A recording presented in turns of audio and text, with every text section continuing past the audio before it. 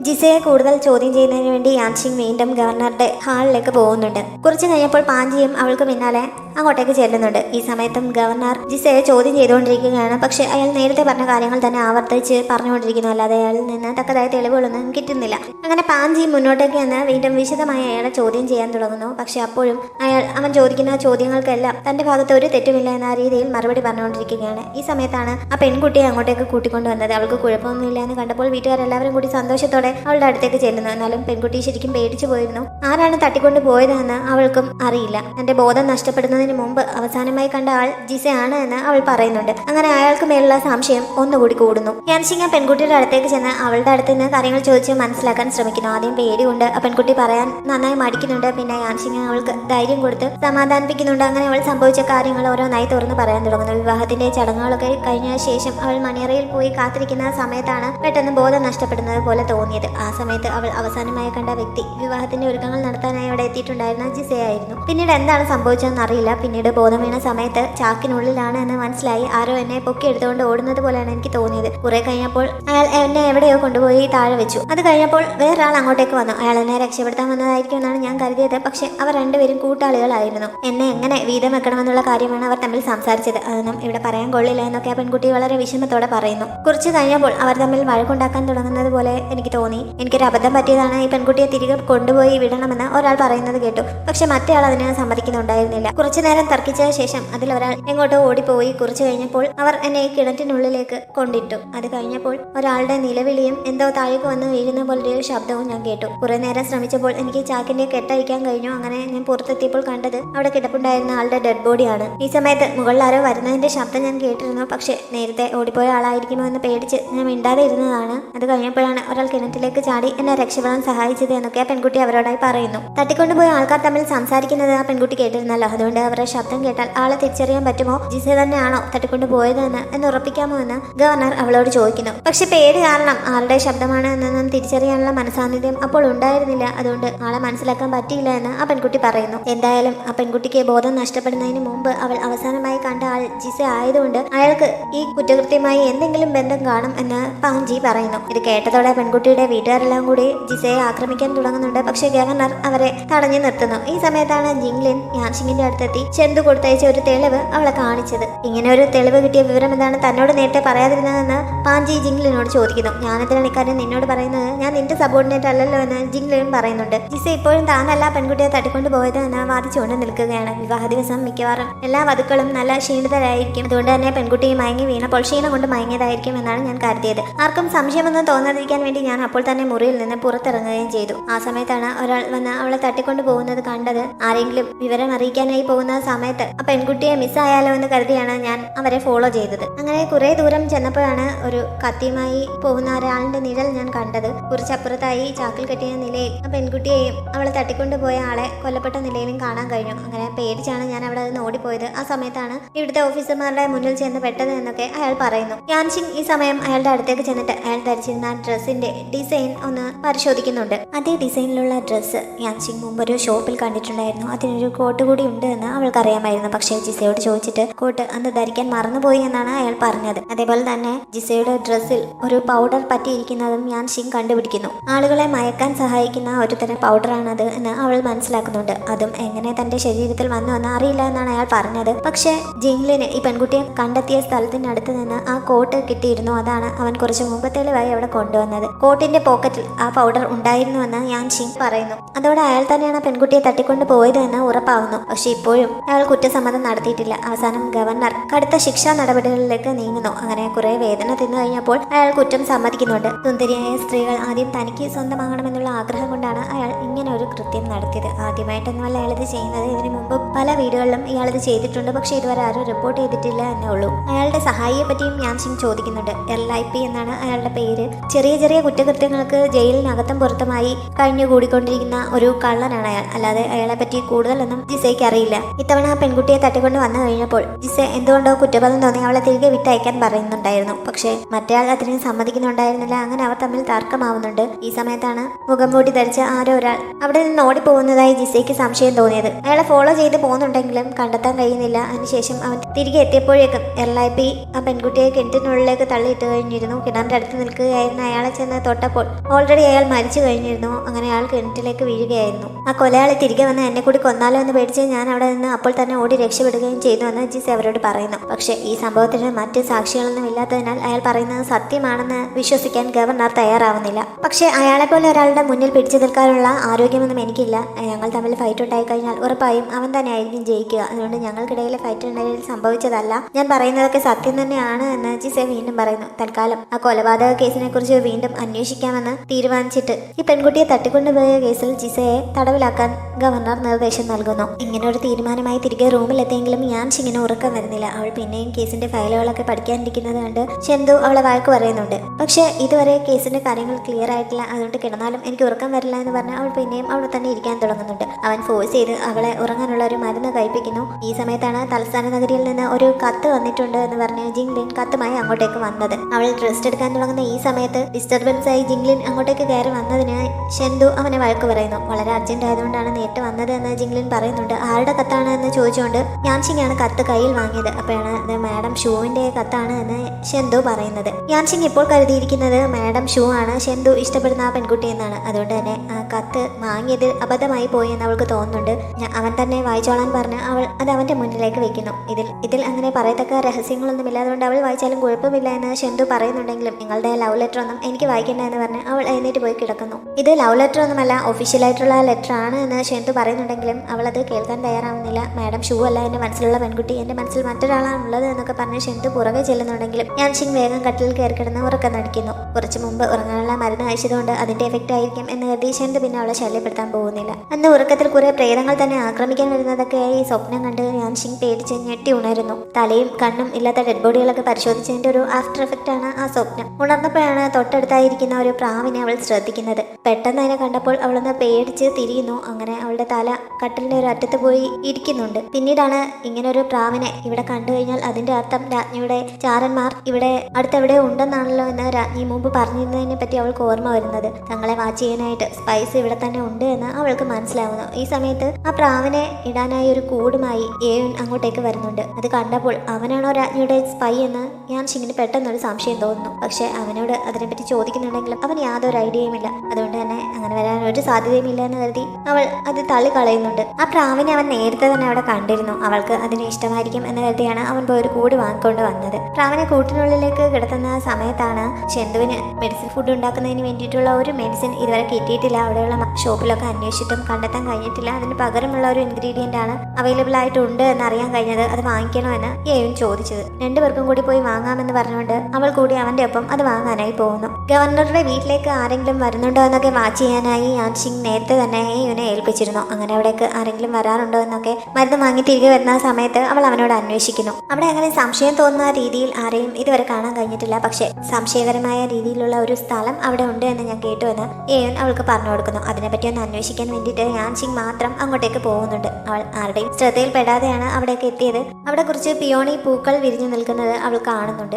ഇങ്ങനെ ഒരു കാലാവസ്ഥയിൽ പൂക്കൾ വിടർന്നു നിൽക്കാൻ ഒരു സാധ്യതയും ഇല്ലാത്ത ഒരു സ്ഥലത്ത് എങ്ങനെയാണ് ഇത്ര മനോഹരമായ പൂക്കൾ ഉണ്ടായതെന്ന് അവൾ സംശയിക്കുന്നുണ്ട്. ഈ സമയത്താണ് ഷെന്തു അങ്ങോട്ടേക്ക് വരുന്ന അവൾ കണ്ടത്. അവൾ പെട്ടെന്ന് അവൻ കാണാതെ ഒളിച്ചു നിൽക്കുന്നു. ഷെന്തുവിനും ഗവർണർക്കും തമ്മിൽ എന്തെങ്കിലും സീക്രട്ട് കണക്ഷൻ ഉണ്ടോ എന്നാണല്ലോ രാജ്ഞിയുടെ സംശയം തന്നെ. അതുകൊണ്ട് തന്നെ അവനിങ്ങനെ രഹസ്യമായി അങ്ങോട്ടേക്ക് വരുന്നത് കണ്ടപ്പോൾ യാൻഷിങ്ങിന്റെ മനസ്സിലും ഒരു സംശയം തോന്നുന്നുണ്ട്. എന്തായാലും അവൻ അറിയാതെ അവൾ അവനെ ഫോളോ ചെയ്യുന്നു. അവിടെയുള്ള ഒരു റൂമിലേക്കായിരുന്നു ഷെന്തു പോയത്. അതിനുള്ളിൽ ഗവർണർ നേരത്തെ നോക്കിക്കൊണ്ട് നിന്നിരുന്ന പെൺകുട്ടിയുടെ ചിത്രത്തിലേക്ക് നോക്കി വിഷമിച്ച് നിൽക്കുന്നുണ്ടായിരുന്നു. ആ റൂമിനുള്ളിലും നേരത്തെ കണ്ടതുപോലെയുള്ള ഒരുപാട് പൂക്കൾ വിരിഞ്ഞു നിൽക്കുന്നുണ്ടായിരുന്നു. തന്റെ അച്ഛന്റെ പ്രിയ ശിഷ്യനായിരുന്ന തന്റെ ഒരു സഹോദരനെ പോലെ ആയിരുന്ന ആൾ എന്ന രീതിയിലാണ് ഷെന്തു ഇപ്പോൾ ഗവർണറോട് സംസാരിച്ചത്. പക്ഷേ അദ്ദേഹം ഇപ്പോഴും അവനോട് അകലം പാലിച്ച് അവന്റെ സ്ഥാനത്തെ ബഹുമാനിക്കുന്ന രീതിയിലാണ് മറുപടി നൽകിയത്. അത് അവനെ വേദനിപ്പിക്കുന്നു. ഈ സമയം യാൻഷിങ് അവരുടെ മുറിക്ക് മുന്നിലായി എത്തി അവർ സംസാരിക്കുന്നതിന് ചെവി ഓർത്ത് നിൽക്കുന്നുണ്ടായിരുന്നു. മറ്റുള്ളവരുടെ മുന്നിൽ വെച്ച് ഗവർണർ ഇങ്ങനെ തന്നോട് അകലം പാലിക്കുന്നത് തനിക്ക് മനസ്സിലാവും. പക്ഷെ ആരുമില്ലാത്ത ഈ സമയത്തും ഇങ്ങനെ ഒരു അകൽച്ച കാണിക്കുന്നത് എന്തിനാണെന്ന് ഷെന്തു അദ്ദേഹത്തോട് ചോദിക്കുന്നു.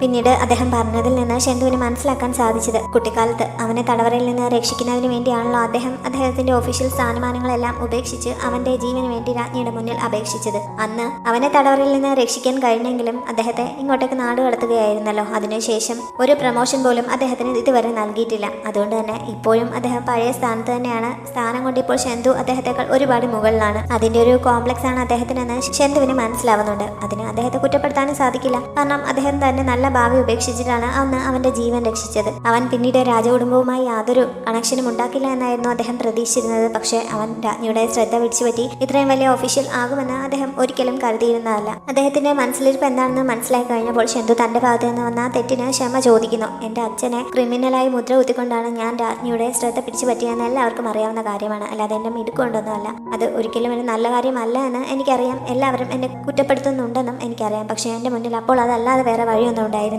എന്നൊക്കെ പറഞ്ഞ് അവൻ ക്ഷമ ചോദിക്കുന്നു. അന്ന് ഷെന്തുവിനെ രക്ഷിക്കുന്നതിന് വേണ്ടി റോഡിലൂടെ ഇഴഞ്ഞ് നീങ്ങിയായിരുന്നു ഇദ്ദേഹം രാജ്ഞിയുടെ മുന്നിൽ വരെ എത്തി ആ പെറ്റീഷൻ സമർപ്പിച്ചത്. കാലിന്റെ മുട്ടൊക്കെ മുറിഞ്ഞ് ചോര വന്നിട്ട് പോലും അദ്ദേഹം പിന്മാറാൻ തയ്യാറായില്ല. അന്ന് അദ്ദേഹം കാണിച്ച ത്യാഗത്തിന് ഷെന്തു ഇപ്പോൾ നന്ദി അറിയിക്കുന്നുണ്ട്. പക്ഷെ അതിന് ഇങ്ങനെ നന്ദി പറയേണ്ട ആവശ്യമൊന്നുമില്ല. അന്ന് മാസ്റ്റർ എന്നോട് കാണിച്ച കാരുണ്യത്തിനുള്ള പ്രത്യുപകാരം മാത്രമായിരുന്നു അത്.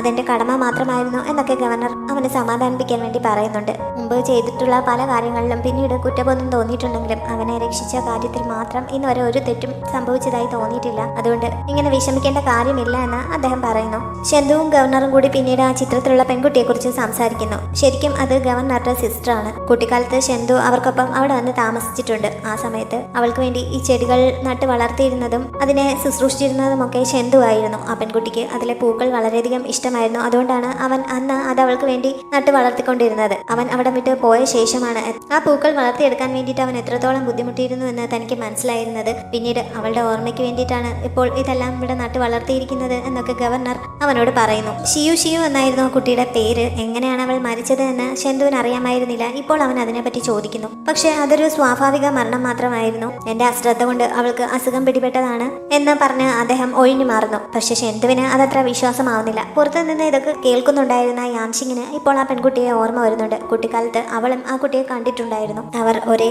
സ്ഥലത്താണ് പഠിച്ചിരുന്നത്. എങ്ങനെയാണ് അവർ അവിടെ ഒരുമിച്ചെത്തിയത് എന്നൊന്നും ഇപ്പോൾ കാണിക്കുന്നില്ല. എന്തായാലും ഷെന്തുവും അച്ഛനും ഒക്കെ അവിടെ ഉണ്ടായിരുന്നു. അവന്റെ അച്ഛനും അവിടെ ക്ലാസ് എടുക്കുന്നുണ്ടായിരുന്നു. ഒരു ദിവസം കുട്ടികൾ പഠിച്ച് ബോറടിച്ചിരിക്കുന്ന സമയത്താണ് അദ്ദേഹം കുറച്ച് ആനിമൽസിന്റെ ഷേപ്പ് ഉണ്ടാക്കാൻ അവരെ പഠിപ്പിച്ചു കൊടുക്കുന്നത്. ഷെന്തുവും അവർക്കൊപ്പം കൂടുന്നുണ്ട്. ബാക്കി കുട്ടികളൊക്കെ നന്നായി മനസ്സിലാവാത്തത് കൊണ്ട് അവന്റെ അച്ഛൻ്റെ അടുത്ത് പോയി നിന്ന് അതെങ്ങനെയാണ് എന്ന് കണ്ട് പഠിക്കുകയാണ്. പക്ഷേ യാൻഷിങ് മാത്രം തനിച്ചോടത്തിരുന്ന് അത് നന്നായി ചെയ്യുന്നു. ഷിയു ഈ സമയം ഷെന്തുവിന്റെ അടുത്തെത്തി തനിക്കും കൂടി അതെങ്ങനെയാണ് ചെയ്യുന്നതെന്ന് പറഞ്ഞു തരുമോ എന്നൊക്കെ ചോദിക്കുന്നുണ്ട്. അന്ന് ഏറ്റവും ഭംഗിയായും വൃത്തിയായും അത് ഉണ്ടാക്കിയത് യാൻഷിങ് ആയിരുന്നു. ഷിയു അവളുടെ അടുത്ത് ചെന്ന് അവളുമായി സൗഹൃദത്തിലായിട്ട് ഷെന്തുവിന് ബർത്ത്ഡേ ഗിഫ്റ്റായി നൽകാൻ അവൾ ഉണ്ടാക്കിയ ആ ഭംഗിയുള്ള പാവ നൽകുമോ എന്ന് ചോദിക്കുന്നു. യാൻഷിങ് അവൾക്കത് സമ്മാനിക്കുന്നുണ്ട്. ശരിക്കും പറഞ്ഞാൽ ആ പാവയാണ് ഇപ്പോൾ ഷെന്തു തല കീഴിൽ സൂക്ഷിച്ചു വെച്ചിരിക്കുന്നത്. ഷിയു ആണ് അത് അവന് സമ്മാനിച്ചത് എന്ന് യാൻഷിങ്ങിന് മനസ്സിലാവുന്നു. അതുകൊണ്ട് തന്നെ ഷെന്തുവിന്റെ മനസ്സിലുള്ള പെൺകുട്ടി അവൾ ആയിരിക്കും എന്ന് യാൻഷിങ് ഇപ്പോൾ വിചാരിക്കുന്നു. ഈ സമയത്ത് ഒരു പൂച്ച അവളുടെ അടുത്തോടി ചാടി പോകുന്നുണ്ട്. അങ്ങനെ അതിന്റെ ശബ്ദം കേട്ട് ഷെന്തു പുറത്തേക്ക് ഇറങ്ങി നോക്കുന്നു. എന്തായാലും അവളെ കാണുന്നില്ല.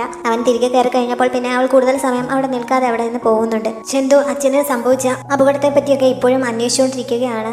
അന്ന് ശരിക്കും എന്താണ് സംഭവിച്ചത്? കുട്ടിയായിരുന്നതുകൊണ്ട് എനിക്കിന്ന് കാര്യങ്ങളൊന്നും വളരെ വ്യക്തമായിരുന്നില്ല. അദ്ദേഹത്തിന് അറിയാവുന്ന കാര്യങ്ങളൊക്കെ തന്നോട് പറയണം എന്നൊക്കെ ഗവർണറോട് പറയുന്നുണ്ടെങ്കിലും അതൊക്കെ കഴിഞ്ഞ കാര്യങ്ങളല്ലേ. അതിനെക്കുറിച്ചൊക്കെ അന്വേഷിച്ച് ഇപ്പോൾ അവന്റെ മുന്നിലുള്ള നല്ല ഭാവി വെറുതെ നശിപ്പിക്കരുത്. പണ്ടത്തെ പോലെയല്ല, ഇപ്പോൾ അവന് കെയർ ചെയ്യാനൊരു ഭാര്യ കൂടെ ഉണ്ട്. അതുകൊണ്ട് അവൾക്കൊപ്പം സന്തോഷത്തോടെ മുന്നോട്ട് ജീവിക്കുകയാണ് നല്ലത് എന്നൊക്കെ പറഞ്ഞ് ഗവർണർ അവനെ നിരുത്സാഹപ്പെടുത്തുന്നു. അവന് പ്രയോജനകരമാവുന്ന രീതിയിലുള്ള വിവരങ്ങളൊന്നും നൽകുകയും ചെയ്യുന്നില്ല. അങ്ങനെ ഷെന്തു നിരാശനായിട്ടാണ് അവിടെ നിന്ന് മടങ്ങിയത്. യാൻഷിങ് തിരികെ എത്തി അവന് വേണ്ടിയിട്ടുള്ള മെഡിസിനൽ ഫുഡ് റെഡി ആക്കിക്കൊണ്ടിരിക്കുകയാണ്. പക്ഷെ അപ്പോഴും ഷെന്തുവിന്റെ മനസ്സിലുള്ള പെൺകുട്ടി ഷിയു ആണ് എന്നറിഞ്ഞതിന്റെ വിഷമം അവൾക്കുണ്ട്.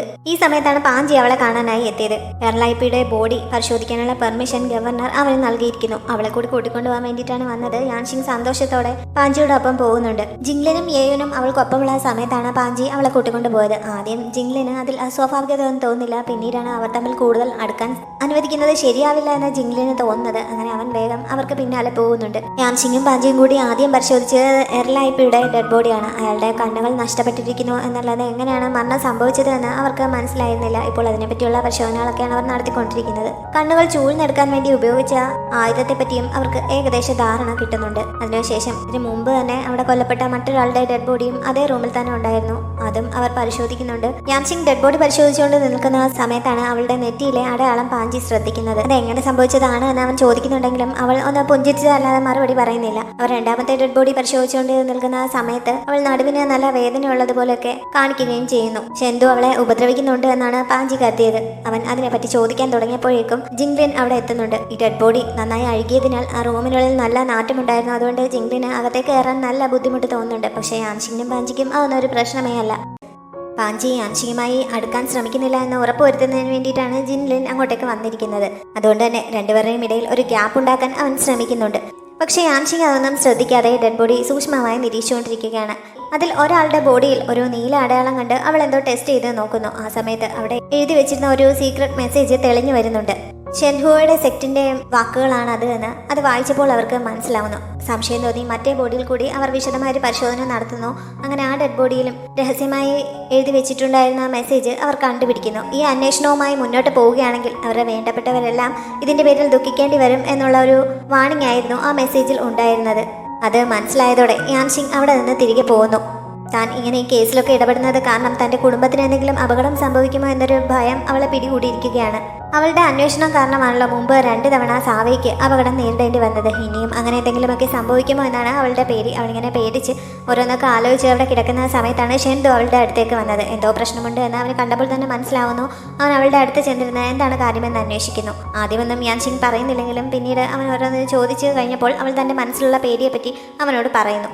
പക്ഷേ അങ്ങനെ പേടിക്കേണ്ട ആവശ്യമില്ല. ഇങ്ങോട്ടേക്ക് വരുന്നതിന് മുമ്പ് തന്നെ അവളുടെ കുടുംബത്തിന്റെ സുരക്ഷ കൂടി ഉറപ്പാക്കിയിട്ടാണ് താൻ വന്നത് എന്ന് പറഞ്ഞ് ഷെൻഡു അവളെ സമാധാനിപ്പിക്കുന്നു. മാത്രമല്ല കഴിഞ്ഞ ദിവസം മാഡം ഷൂ അവൻ്റെ ഒരു കത്ത് അയച്ചിരുന്നല്ലോ. അതിലും അവളുടെ ഫാമിലിയെ പറ്റി തന്നെയായിരുന്നു പറഞ്ഞിരുന്നത്. രാജ്ഞി അവിടെയുള്ള ഏതോ ഒരു ഹോട്ട് സ്പ്രിംഗ് സന്ദർശിക്കാനായി പോകുന്നുണ്ട്. ആ സമയത്ത് കുറച്ച് ഓഫീഷ്യൽസിനെ കൂടി റിലാക്സ് ചെയ്യാനായി കൂടെ കൊണ്ടുപോകാൻ ഉദ്ദേശിക്കുന്നുണ്ട്. അങ്ങനെ കൊണ്ടുപോകുന്നവരുടെ ലിസ്റ്റിൽ അവളുടെ കുടുംബത്തെ കൂടി ഉൾപ്പെടുത്തിയിട്ടുണ്ട് എന്നുള്ള വിവരമായിരുന്നു മാഡം ഷൂ കത്തിലൂടെ അറിയിച്ചത്. അത് അറിഞ്ഞു കഴിഞ്ഞപ്പോൾ ഞാൻ ഷിങ്ങിന് സമാധാനമാവുന്നുണ്ട്. രാജ്ഞിയുടെ അടുത്താവുമ്പോൾ അത്ര പെട്ടെന്നൊന്നും അവരെ ഉപദ്രവിക്കാൻ ആരും ധൈര്യപ്പെടില്ലല്ലോ. യാൻഷിങ്ങും പാഞ്ചിയും കൂടി നേരത്തെ പരിശോധിച്ച ഡെഡ് ബോഡികളിൽ ഒന്ന് തലയില്ലാത്തതാണല്ലോ. ആ കൊല്ലപ്പെട്ട ആളിൻ്റെ സഹോദരൻ ഇപ്പോൾ ഗവർണറുടെ അടുത്ത് വന്ന് എത്രയും പെട്ടെന്ന് തൻ്റെ സഹോദരൻ്റെ ബോഡി അടക്കം ചെയ്യാനായി വിട്ടു നൽകണമെന്ന് ആവശ്യപ്പെട്ട് പ്രശ്നമുണ്ടാക്കിക്കൊണ്ടിരിക്കുകയാണ്.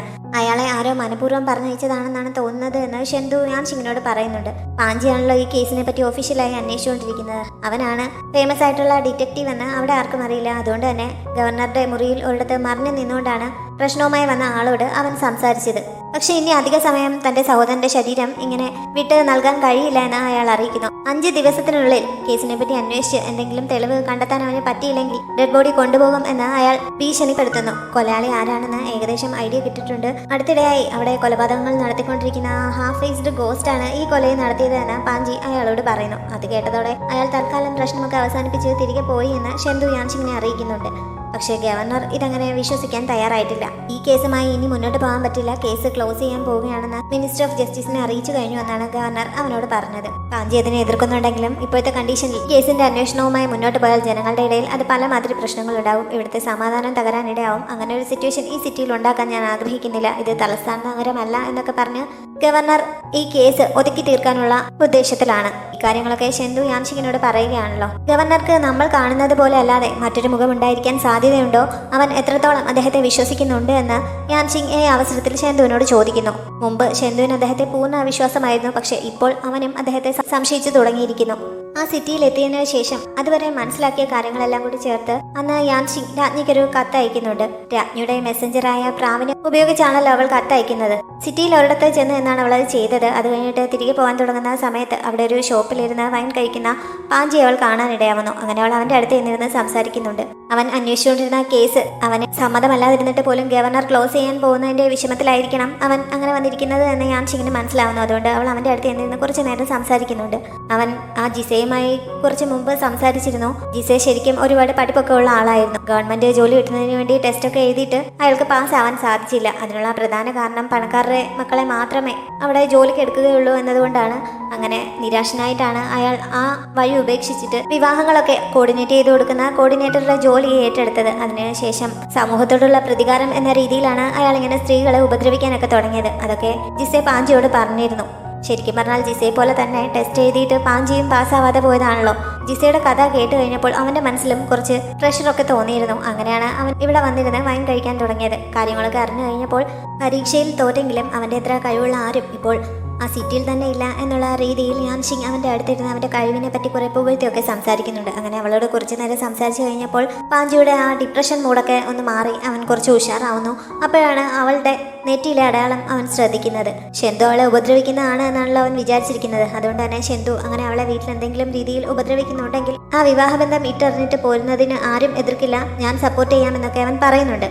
പക്ഷെ അവൻ ഈ പറയുന്നത് പോലെ ഷെന്തു തന്നെ ഒരിക്കലും ഉപദ്രവിച്ചിട്ടില്ല. മാത്രമല്ല അവൻ നല്ലൊരു ഹസ്ബൻഡാണ്.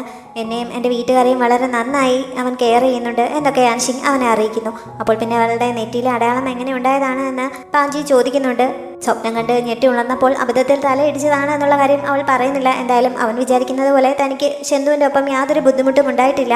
പക്ഷെ കുറച്ചു കാലം കഴിയുമ്പോൾ ഞങ്ങൾക്ക് തമ്മിൽ പിരിയേണ്ടി വരും. അക്കാര്യം ഞങ്ങൾക്ക് രണ്ടുപേർക്കും അറിയാം. കാരണം അദ്ദേഹത്തിന്റെ മനസ്സിൽ ഞാനല്ല ഉള്ളത്. ശരിക്കും ഈ സ്ഥാനം എനിക്ക് അർഹതപ്പെട്ടതല്ല എന്നൊക്കെ യാൻഷി അവനോട് പറയുന്നു. ചിരിച്ചുകൊണ്ടാണ് അവളതൊക്കെ പറയുന്നെങ്കിലും അവൾക്ക് നല്ല വിഷമമുണ്ട്. ഈ സമയത്ത് അവളെ അന്വേഷിച്ചെത്തിയ ഷെന്തു കുറച്ച് അപ്പുറത്ത് നിന്ന് ഇവളി പറയുന്നത് കേൾക്കാനിടയാവുന്നു. താൻ ഇഷ്ടപ്പെടുന്നത് അവളെ തന്നെയാണ് എന്നുള്ള കാര്യം അവൻ ഇതുവരെ അവളോട് തുറന്നു പറയാൻ പറ്റിയിട്ടില്ലല്ലോ. അതുകൊണ്ട് തന്നെ അവളുടെ അടുത്തേക്ക് പോവാതെ അവൻ തിരികെ പോകുന്നുണ്ട്. അന്ന് തന്നെ ആ സിറ്റിയിലെ ഫേമസ് ആയിട്ടുള്ള ഒരു ഹോട്ട് സ്പ്രിങ്ങിൽ ഒരു അപ്പോയിൻമെന്റ് ഷെന്തു യാൻഷിങ്ങിന് വേണ്ടി റെഡിയാക്കി കൊടുക്കുന്നു. അങ്ങനെ യാൻഷിങ് അവിടെ എത്തുന്നുണ്ട്. ആ പൂളിനെ പറ്റി അവിടുത്തെ അറ്റൻഡന്റ് അവൾക്ക് പറഞ്ഞു കൊടുക്കുന്നുണ്ട്. ആ സിറ്റിയിലും തൊട്ടടുത്ത പ്രദേശങ്ങളിലും ഒക്കെ വളരെ ഫേമസ് ആയിട്ടുള്ള ഒരു പൂളാണത്. കുട്ടികൾ വേണമെന്ന് ആഗ്രഹിക്കുന്ന കപ്പിൾസ് ഒക്കെ ഇവിടെ വന്ന് മെഡിസിനൽ ബാത്ത് നടത്താറുണ്ട് എന്നൊക്കെയാണ് ആ അറ്റൻഡന്റ് അവൾക്ക് പറഞ്ഞു കൊടുത്തത്. അതിനുശേഷം അവിടെ ധരിക്കാനുള്ള ഡ്രസ്സും നൽകിയിട്ട് അവളെ പൂളിലേക്ക് ഇറക്കുന്നു. അവൾ ഇറങ്ങി കുറച്ച് കഴിഞ്ഞപ്പോൾ ഷെന്തുവും അങ്ങോട്ടേക്ക് വരുന്നുണ്ട്. അവൻ അങ്ങോട്ടേക്ക് വരുമെന്ന് അവൾ തീരെ പ്രതീക്ഷിച്ചിരുന്നതല്ല. അതുകൊണ്ട് അവനെ കണ്ടപ്പോൾ അവൾ ആകെ ഒന്ന് വല്ലാതെ ആവുന്നുണ്ട്. പക്ഷെ ഇത് കപ്പിൾസിന് വേണ്ടിയിട്ടുള്ള പൂളാണ്, അതുകൊണ്ട് ഞാൻ ഉറപ്പായും വന്നല്ലേ പറ്റുമെന്ന് പറഞ്ഞ് അവൻ ഡ്രസ്സൊക്കെ ചേഞ്ച് ചെയ്ത് വരുന്നു. അവൻ പൂളിലേക്ക് ഇറങ്ങുന്നതിന് മുമ്പ് അവൾ അവിടെ തെളിച്ചു വെച്ചിട്ടുണ്ടായിരുന്ന വിളക്കുകളൊക്കെ അണയ്ക്കുന്നുണ്ട്. ഇരുട്ടത്ത് അവന് കണ്ണ് കാണില്ലല്ലോ. അവനെ തിരിച്ച് നിർത്തിയിട്ടാണ് അവൾ വിളക്കുകളൊക്കെ അണച്ചത്. അത് കഴിഞ്ഞപ്പോൾ അവനോട് ഇറങ്ങിക്കൊള്ളാൻ പറയുന്നു. പക്ഷെ ഇരുട്ടായതുകൊണ്ട് തന്നെ അവന് തനിച്ച് അങ്ങോട്ടേക്ക് ഇറങ്ങാൻ പറ്റില്ല. അങ്ങനെ അവളുടെ സഹായം ചോദിക്കുന്നുണ്ട്. അവൾ അവൻ്റെ അടുത്തേക്ക് ചെന്ന് കയ്യിൽ പിടിച്ചാണ് അവനെ വെള്ളത്തിലേക്ക് ഇറക്കിയത്. നേരത്തെ അവൾ പാഞ്ചിയോട് സംസാരിക്കുന്നത് അവൻ കേട്ടിരുന്നല്ലോ. അതുകൊണ്ട് അവൻ അതിനെപ്പറ്റി ചോദിക്കുന്നു. എനിക്കേതോ പെണ്ണിനെ ഇഷ്ടമാണെന്ന് നീ പറയുന്നത് കേട്ടല്ലോ, ആരാണത് എന്നാണ് അവൻ ചോദിച്ചത്. ഗവർണറുടെ സഹോദരിയായ ശിവനെ പറ്റി യാൻഷിങ്ങിന് അറിയാമെങ്കിലും അവൾക്കത് പറയാൻ പറ്റില്ലല്ലോ. കാരണം അവർ തമ്മിൽ സംസാരിക്കുന്നത് അവൾ ഒളിച്ചു നിന്ന് കേട്ടു എന്ന് അവന് മനസ്സിലാവില്ലേ. അതുകൊണ്ട് തന്നെ അവൾ അതിനെപ്പറ്റി പറയുന്നില്ല. നിന്റെ മനസ്സിൽ ആരെങ്കിലും ഉണ്ടായിട്ടായിരിക്കുമല്ലോ ഇത്രയും കാലമായിട്ടും നീ ആരെയും വിവാഹം കഴിക്കാതിരുന്നത്. നിന്റെ വീട്ടിൽ ജോലിക്കാരായിട്ട് പോലും ഒരു സ്ത്രീകളെ ഉൾപ്പെടുത്താൻ നീ സമ്മതിക്കാതിരുന്നത്. അതുകൊണ്ടൊക്കെ ഞാൻ അങ്ങ് ഊഹിച്ചതാണ് എന്ന് അവൾ കള്ളം പറയുന്നു. എന്റെ മനസ്സിൽ ഒരാളുള്ളത് കൊണ്ട് തന്നെയാണ് ഞാൻ ഇത്രയും കാലം വിവാഹം കഴിക്കാതിരുന്നത് എന്നവൻ സമ്മതിക്കുന്നു. അത് കേട്ടപ്പോൾ യാൻഷിങ് കുറച്ച് വിഷമത്തിലാവുന്നുണ്ട്. പിന്നീടാണ് ഷെന്തു അത് ആരാണെന്ന് അവളോട് പറയുന്നത്. എൻ്റെ ചെറുപ്പത്തിൽ ഞാൻ തടവറയിലായിരുന്ന സമയത്ത് ഒരു പെൺകുട്ടി ദിവസവും രാത്രി എനിക്ക് ആഹാരവുമായി അതിനുള്ളിൽ നുഴഞ്ഞു കയറി വരുമായിരുന്നു. ആ തടവറയ്ക്കുള്ളിലെ ഇരുണ്ട ജീവിതത്തിൽ എനിക്ക് ആകെ ഉണ്ടായിരുന്ന പ്രകാശം അവളുടെ ആ വരമാണ്. അവൾ എന്നും രാത്രി വരുന്നത് ഞാൻ കാത്തിരിക്കുമായിരുന്നു. അവളുടെ പേര് പോലും എനിക്കറിയാമായിരുന്നില്ല. അവളുടെ മുഖം ഞാൻ ഒരിക്കലും വ്യക്തമായി കണ്ടിട്ടുമില്ല. എനിക്ക് അത്രയൊക്കെ ഓർമ്മകളും നല്ല നിമിഷങ്ങളും ഒക്കെ സമ്മാനിച്ചതിന് പകരമായി അവൾക്കാകെ എനിക്ക് നൽകാൻ കഴിഞ്ഞത് ഒരു കോപ്പർ വിസിൽ മാത്രമാണ്. എന്നെ അവിടെ നിന്ന് കൂട്ടിക്കൊണ്ടു പോവാൻ ഒരു ദിവസം അവൾ വരും എന്നോട് പറഞ്ഞിരുന്നു. പക്ഷേ പിന്നീട് ഞാൻ അവളെ കണ്ടിട്ടില്ല എന്നൊക്കെ ഷെന്തു അവളോട് പറയുന്നു. താനായിരുന്നു അവൻ്റെ മനസ്സിൽ ഇത്രയും കാലം ഉണ്ടായിരുന്ന പെൺകുട്ടി എന്നറിഞ്ഞ് യാൻഷിങ് എപ്പോഴേ കരയാൻ തുടങ്ങിയിരുന്നു. അവൻ ഇതൊക്കെ മറന്നു പോയിട്ടുണ്ടാവുമെന്നായിരുന്നല്ലോ അവൾ ഇതുവരെയും കരുതിയിരുന്നത്. അവനിതൊന്നും മറന്നിട്ടില്ല. മാത്രമല്ല ഇത്രയും കാലം ഇഷ്ടപ്പെടുന്നത് തന്നെയാണ് എന്നൊക്കെ അറിഞ്ഞത് അവളെ വല്ലാതെ ഇമോഷണൽ ആക്കിയിരിക്കുകയാണ്. അന്ന് അങ്ങനെ പറഞ്ഞ് പോയതിനു ശേഷം ഞാൻ അവളെ കണ്ടിട്ടില്ല. എന്നെങ്കിലും അവളെ കണ്ടുമുട്ടും എന്നുള്ള പ്രതീക്ഷയോടെ ഞാൻ മുന്നോട്ട് പോവുകയായിരുന്നു. പിന്നീടാണ് വിധിയുടെ തീരുമാനം പോലെ അവൾ എൻ്റെ ഭാര്യയായി വന്നത്. പക്ഷേ ആ സമയത്ത് അവളാണ് ഞാൻ ഇഷ്ടപ്പെടുന്ന പെൺകുട്ടിയെന്ന് ഞാൻ ഒരിക്കലും അറിഞ്ഞിരുന്നില്ല. അടുത്തിടെയാണ് എനിക്കത് തിരിച്ചറിയാൻ കഴിഞ്ഞത് എന്നൊക്കെ അവൻ പറയുന്നു. അന്നാണെങ്കിലും ഇന്നാണെങ്കിലും എൻ്റെ മനസ്സിൽ നിനക്ക് മാത്രമേ സ്ഥാനമുണ്ടായിട്ടുള്ളൂ എന്ന് പറഞ്ഞുകൊണ്ട് ഷെന്തു അവളെ കിസ് ചെയ്യാനായി മുന്നോട്ട് ചെല്ലുന്നു. യാൻഷിങ്ങിന് പേടിയുള്ളതുകൊണ്ടാണോ അതോ ഇത് ശരിയാവുമോ എന്ന് സംശയമുള്ളതുകൊണ്ടാണോ എന്തോ അവനെ തടയുന്നുണ്ട്. പക്ഷെ കാര്യങ്ങൾ ഇത്രത്തോളം എത്തിയിട്ട് പിന്മാറാൻ ഷെന്തു തയ്യാറായിരുന്നില്ല. അവൻ പിന്നെയും കിസ് ചെയ്യാനായി മുന്നോട്ട് ചെല്ലുന്നു. ഇത്തവണ അവളും ഒഴിഞ്ഞു മാറുന്നില്ല. അങ്ങനെ രണ്ടുപേരും കൂടി കിസ് ചെയ്യുന്നുണ്ട്. അവിടെ നിന്ന് തിരിച്ചു പോകുന്ന സമയത്ത് വണ്ടിയിലിരിക്കുമ്പോൾ അവൻ ഇപ്പോഴും സൂക്ഷിച്ചു വെച്ചിരിക്കുന്ന ആ പാവയെ പറ്റി അവൾ ചോദിക്കുന്നു. അവന് അത് നൽകിയത് ശിവ ആണെങ്കിലും ഉണ്ടാക്കിയത് അവളാണ് എന്ന് അന്ന് തന്നെ ഷെന്തുവിന് അറിയാമായിരുന്നു. അന്ന് ശിവ അവളുടെ അടുത്ത് നിന്ന് അത് വാങ്ങുന്നത് ഷെന്തു കണ്ടിരുന്നു. അതുകൊണ്ടാണ് അവൻ ഇത്രയും കാലം അത് സൂക്ഷിച്ച് വെച്ചിരുന്നത്. അത്ര ഭംഗിയായി അത് ഉണ്ടാക്കിയതിനും തനിക്കത് സമ്മാനിച്ചതിനുമൊക്കെ അവൾക്ക് നന്ദി പറയണമെന്ന് ഷെന്തു എന്ന് വിചാരിച്ചിരുന്നതാണ്. പക്ഷെ അവൻ അതിനായി അവളെ അന്വേഷിച്ചു ചെന്ന സമയത്താണ് തലസ്ഥാന നഗരിയിലുള്ള അവളുടെ അച്ഛൻ അവിടെ എത്തി അവളെ കൂട്ടിക്കൊണ്ട് പോയി എന്ന് അവൻ അറിയുന്നത്. അതുകൊണ്ടാണ് അന്ന് അവനെ കാര്യം പറയാൻ പറ്റാതെ പോയത്.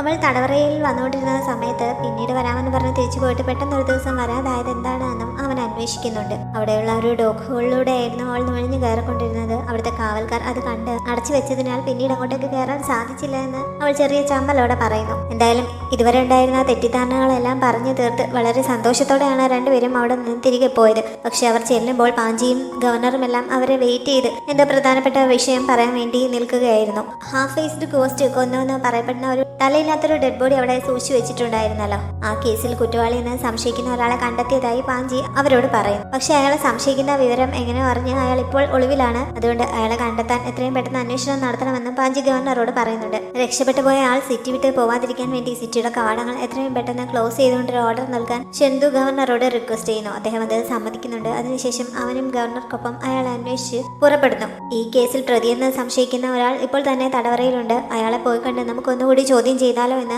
പാഞ്ചി യാൻഷിങ്ങിനോട് ചോദിക്കുന്നു. അങ്ങനെ അവർ രണ്ടുപേരും കൂടി അയാളെ കാണാനായി ജയിലിലേക്ക് പോകുന്നു. സിറ്റിയുടെ ഡോർ അടച്ചുപൂട്ടാൻ ഗവർണർ സമ്മതിക്കുന്നുണ്ടെങ്കിലും എല്ലാ വീടുകളിലും കയറി തിരച്ചിൽ നടത്താമെന്ന് ഷെന്തു പറഞ്ഞിട്ട് ഗവർണർ അതിന് സമ്മതിക്കുന്നില്ല. ഈ രാത്രിയിൽ വീടുകൾ തോറും കയറി ഇറങ്ങി തിരച്ചിൽ നടത്തുമ്പോൾ ജനങ്ങളാകെ പരിഭ്രാന്തരാവാൻ സാധ്യതയുണ്ട് എന്ന് പറഞ്ഞാണ് അദ്ദേഹം അതിനെ എതിർക്കുന്നത്. പക്ഷേ മനഃപൂർവ്വം കുറ്റവാളിയെ രക്ഷപ്പെടാൻ അദ്ദേഹം അവസരമുണ്ടാക്കുന്നത് പോലെ ഷെന്തുവിനെ ഫീൽ ചെയ്യുന്നു. അവനത് ചോദിക്കുന്നില്ല. ഈ സമയത്താണ് അയാളെ കണ്ടുകിട്ടിയെന്ന് ജിങ്ലിൻ വന്ന് റിപ്പോർട്ട് ചെയ്തത്. ഷെന്തു അപ്പോൾ തന്നെ അങ്ങോട്ടേക്ക് പുറപ്പെടുന്നു. തടവറയിൽ ഉണ്ടായിരുന്ന ആൾ കൊല്ലപ്പെട്ട ആളുടെ ഒരു സഹോദരനാണ്. അയാളാണ് സംഭവം നടന്ന സ്ഥലത്ത് ആകെ ഉണ്ടായിരുന്നത്. അതുകൊണ്ടാണ് പ്രതിയെന്ന് സംശയിച്ച് അയാളെ പിടികൂടിയിരിക്കുന്നത്. നാൻഷിങ്ങും പാഞ്ചിയും കുറെ സമയം അയാളോട് ഓരോ കാര്യങ്ങൾ ചോദിക്കുന്നുണ്ട്. അയാൾ പറഞ്ഞതിൽ നിന്ന് കൊല്ലപ്പെട്ട ആളിന്റെ ഒരു കസിൻ ബ്രദറായ ജി ദാഫുവിന്റെ ഷോപ്പിൽ വൈൻ കഴിച്ചുകൊണ്ടിരിക്കുന്ന സമയത്താണ് ഈ സംഭവം നടന്നത് എന്നും കൊലപാതകം നടക്കുന്നതിന് കുറച്ചു മുമ്പ് ജീദാഫുവും മറ്റൊരു ഫ്രണ്ടും അവിടെ ഉണ്ടായിരുന്നുവെന്നും അവർ പോയി കഴിഞ്ഞപ്പോൾ പെട്ടെന്ന് താൻ മയങ്ങി വീഴുകയായിരുന്നുവെന്നും പിന്നീട് ഉണർന്നപ്പോൾ കൊല്ലപ്പെട്ടിടങ്ങുന്ന സഹോദരനെയാണ് കണ്ടത് എന്നുമൊക്കെ അവർ അറിയുന്നു. ഈ കൊല്ലപ്പെട്ട സഹോദരന് ചൂത് കളിക്കുന്ന ശീലമുണ്ടായിരുന്നു. അങ്ങനെ ഒരുപാട് സ്വത്തും സമ്പാദ്യവും ഒക്കെ അയാൾ നഷ്ടപ്പെടുത്തി എന്നുള്ള കാര്യവും അയാൾ പറയുന്നുണ്ട്. ചേട്ടനെ ചൂതുകളി സ്ഥലത്ത് പരിചയപ്പെടുത്തി കൊടുത്ത ഒരു അയൽക്കാരനെ പറ്റിയും അയാൾ അവരോട് പറയുന്നുണ്ട്. ആ ആളിനെ പറ്റി കൂടുതൽ വിവരങ്ങൾ അന്വേഷിക്കുന്നതിന് വേണ്ടി പാഞ്ചി യാൻഷിങ്ങിനെയും കൊണ്ട് അവിടുത്തെ ഒരു പവലിയനിലേക്ക് പോകുന്നു. സ്ത്രീകളെ അവിടേക്ക് കയറ്റി വിടാത്തത് കൊണ്ട് വേഷം മാറി ഒരു ആൺവേഷത്തിലാണ് യാൻഷിങ്ങിനെ അവൻ കൂടെ കൊണ്ടുപോയത്. അതിന്റെ നടത്തിപ്പുകാരി അവരെ മുകളിലത്തെ മുറിയിലേക്ക് കൂട്ടിക്കൊണ്ടു പോകുന്നു. അവർ ചെന്ന് കുറച്ചു കഴിഞ്ഞപ്പോൾ അവിടുത്തെ പ്രധാന ദാസിയായ ഷിയു അവരെ കാണാനായി അങ്ങോട്ടേക്ക് വരുന്നുണ്ട്. അവളുടെ സംസാരത്തിൽ നിന്ന് അവൾക്ക് പാഞ്ചിയുമായി നല്ല ബന്ധമാണ് ഉള്ളത് എന്ന് യാൻഷിങ്ങിന് മനസ്സിലാവുന്നു. ഈ പവലിയനിൽ ആ സിറ്റിയിലെ പ്രധാനപ്പെട്ട ആളുകളൊക്കെ വരാറുള്ളതാണ്. അവരെ കുറിച്ചൊക്കെയുള്ള ഡീറ്റെയിൽസ് ചോർത്തിയെടുക്കുന്നതിന് വേണ്ടി പാഞ്ചി കണ്ടെത്തിയിരിക്കുന്ന സ്പൈ ആണ് ശരിക്കും ഷിയു. ജയിലിലുണ്ടായിരുന്ന ആൾ നേരത്തെ പറഞ്ഞ ആളിനെ പറ്റിയും പാഞ്ചി ഷിയുവിനോട് ചോദിക്കുന്നു. കൊല്ലപ്പെട്ട ആളിന്റെ കുടുംബത്തെ മുഴുവനായി കുറച്ചു കാലങ്ങളായി അയാൾ പറ്റിച്ചുകൊണ്ടിരിക്കുകയായിരുന്നുവെന്നും അവരുടെ സ്വത്തുക്കളൊക്കെ തട്ടിയെടുത്തുവെന്നും ഒക്കെ ഷിയു അയാളിൽ നിന്ന് അറിഞ്ഞിരുന്നു. അതൊക്കെ അവൾ അവനോട് പറയുന്നു. വേഷം മാറിയാണ് യാൻഷിങ് വന്നതെങ്കിലും അവളൊരു പെണ്ണാണ് എന്ന് അവിടുത്തെ നടത്തിപ്പുകാരിക്ക് മനസ്സിലായി കഴിഞ്ഞിരുന്നു. അതുകൊണ്ട് രണ്ട് ആണുങ്ങളെ അവൾക്ക് ചെയ്യാനായി അവർ അങ്ങോട്ടേക്ക് എത്തിക്കുന്നുണ്ട്. യാൻഷിങ്ങിന് ആദ്യം അവർ എന്തിനാണ് വന്നതെന്ന് മനസ്സിലാവുന്നില്ല. പാഞ്ചി അവൾക്ക് കാര്യം പറഞ്ഞു കൊടുത്തപ്പോൾ അവൾ അന്തം വിട്ടിരിക്കുന്നു. ഈ സമയത്താണ് ഷെന്തു അവളെ അന്വേഷിച്ച് അവിടെ എത്തുന്നത്. അങ്ങനെ അവന്റെ ഒപ്പം അപ്പോൾ തന്നെ അവൾ തിരികെ പോകുന്നു. അങ്ങനെ ഒരു സ്ഥലത്തേക്ക് പോയത് കാരണം അവൻ തന്നെ തെറ്റിദ്ധരിക്കരുതെന്ന് കരുതി വണ്ടിയിലിരുന്ന് കേസിന്റെ അന്വേഷണത്തിന് വേണ്ടിയിട്ടാണ് ഞാൻ അങ്ങോട്ടേക്ക് പോയത് എന്നൊക്കെ അവൾ പറയുന്നുണ്ട്. അക്കാര്യത്തിലൊന്നും അവന് സംശയമുണ്ടായിരുന്നില്ല. പക്ഷെ രാത്രി ഇങ്ങനെ എവിടോട്ടെങ്കിലും പോകുമ്പോൾ തന്നെ അറിയിച്ചിട്ട് മാത്രമേ പോകാവുള്ളൂ, അല്ലെങ്കിൽ എന്തെങ്കിലും അപകടം സംഭവിച്ചു കഴിഞ്ഞാൽ എങ്ങനെ അറിയാൻ സാധിക്കും എന്നൊക്കെ പറഞ്ഞ് അവൻ അവളെ വഴക്ക് പറയുന്നുണ്ട്. യാൻഷിങ്ങും പാഞ്ചിയും കൂടി ഇപ്പോൾ ആരുടെ ഡീറ്റെയിൽസ് അറിയാനാണോ ആ സ്ഥലത്തേക്ക് പോയത് അയാളെ കണ്ടുകിട്ടിയെന്ന് ഷെന്തു അവളോട് പറയുന്നു. പക്ഷെ ഡെഡ് ബോഡി ആയിട്ടാണെന്ന് മാത്രം. അങ്ങനെ അയാളുടെ ബോഡി കാണാനായി അവൾ അപ്പോൾ തന്നെ പോകുന്നുണ്ട്. പാഞ്ചിയും അവളും കൂടി ചേർന്നാണ് ഡെഡ് ബോഡി പരിശോധിച്ചത്. അയാളുടെയും ഒരു ബോഡി പാർട്ട് നഷ്ടമായിരുന്നു. അത് മാത്രമല്ല അയാളുടെ ശരീരത്തിലും മറ്റേ സീക്രട്ട് മെസ്സേജ് ഉണ്ടായിരുന്നു.